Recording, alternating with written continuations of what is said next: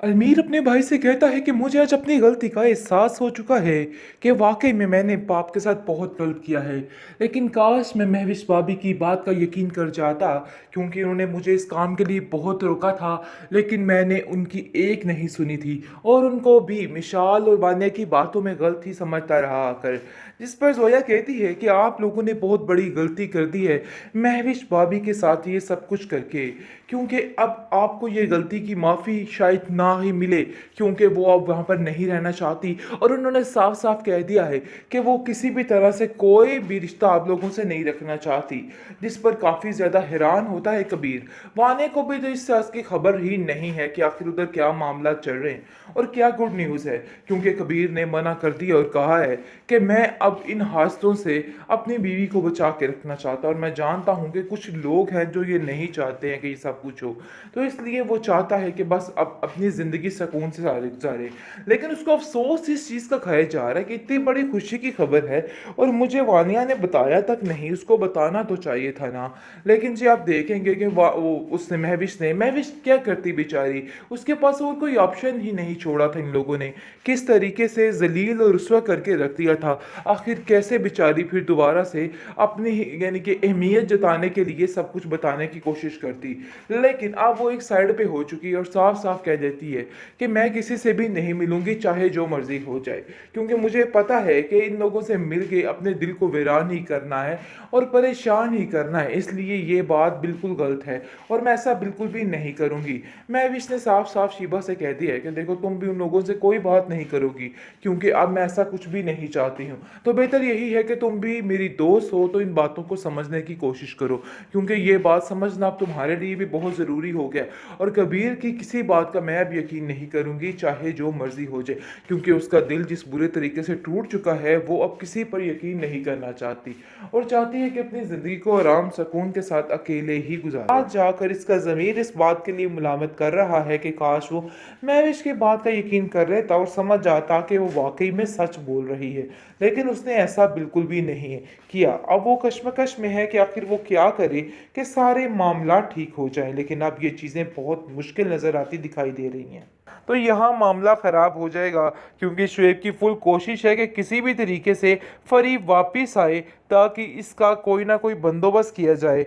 जिसकी वजह से वो उसको कहता है कि देखो तुम्हें यहाँ वापस आना होगा, मैं अपनी हर किए की माफ़ी मांगता हूँ। लेकिन जी अब देखेंगे कि अब फरी इसकी बातों में नहीं आने वाली, लेकिन एक दफ़ा आएगी फिर काम सारा ठप हो जाएगा।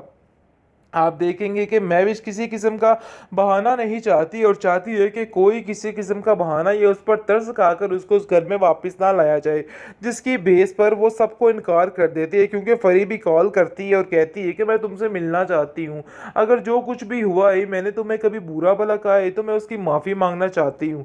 लेकिन जी आप देखेंगे कि वो कहती है कि मुझे किसी से कोई गिला नहीं है, तुम अपने घर को सुधारने की कोशिश करो। घर कहाँ पे सुधरना है, वानिया मजीद उसका दिमाग खराब कर रही है शुएब का और उसको कहती है कि यहाँ पर तो बहुत सारे लोग मिलकर तुम्हारा बाल बाका करने की बातें कर रहे हैं, मुझे तो समझ नहीं आ रही कि आखिर तुम्हारे साथ क्या होने वाला है। और इन सब चीज़ों में सबसे बड़ी बात है कि फरी भी शामिल है और सब चीज़ों में फरी ही सब कुछ कर रही है।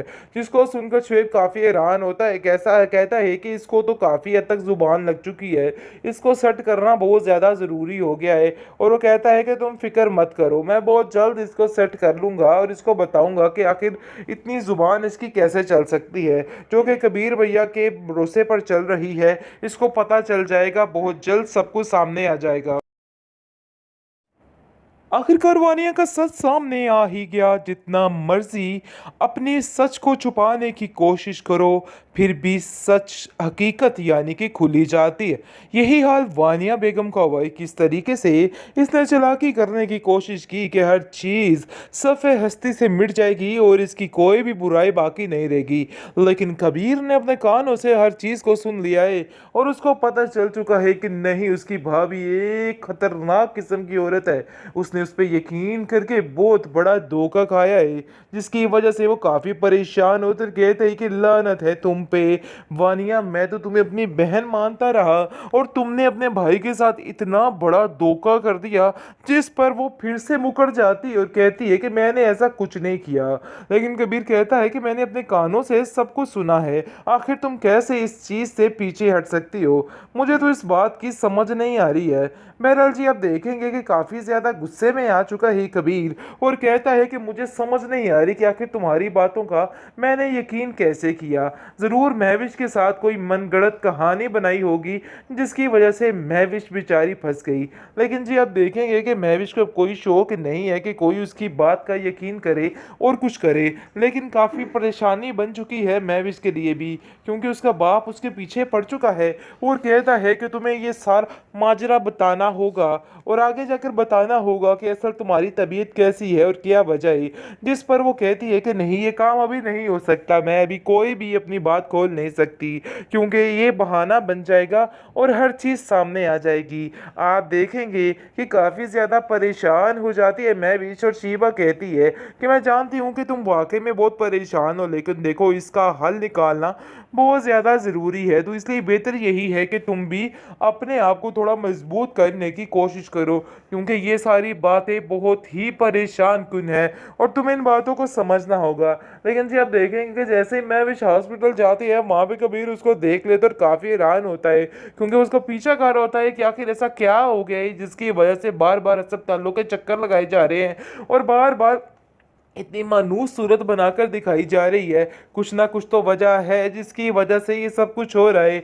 बहरहाल जी, आप देखेंगे कि दूसरी तरफ फरी की आंखें बड़े अच्छे तरीके से खुल चुकी हैं, क्योंकि वो जान चुकी है कि अगर वो वापस गई ना तो यहाँ मामला ख़राब हो जाएगा, क्योंकि शुएब की फुल कोशिश है कि किसी भी तरीके से फरी वापस आए ताकि इसका कोई ना कोई बंदोबस्त किया जाए। जिसकी वजह से वो उसको कहता है कि देखो, तुम्हें यहाँ वापस आना होगा, मैं अपनी हर किए की माफ़ी मांगता हूँ। लेकिन जी, आप देखेंगे कि अब फरी इसकी बातों में नहीं आने वाली, लेकिन एक दफ़ा आएगी फिर काम सारा ठप हो जाएगा। आप देखेंगे कि महविश किसी किस्म का बहाना नहीं चाहती और चाहती है कि कोई किसी किस्म का बहाना ये उस पर तरस खाकर उसको उस घर में वापस ना लाया जाए, जिसकी बेस पर वो सबको इनकार कर देती है, क्योंकि फरी भी कॉल करती है और कहती है कि मैं तुमसे मिलना चाहती हूँ, अगर जो कुछ भी हुआ है, मैंने तुम्हें कभी बुरा भला कहा है तो मैं उसकी माफ़ी मांगना चाहती हूँ।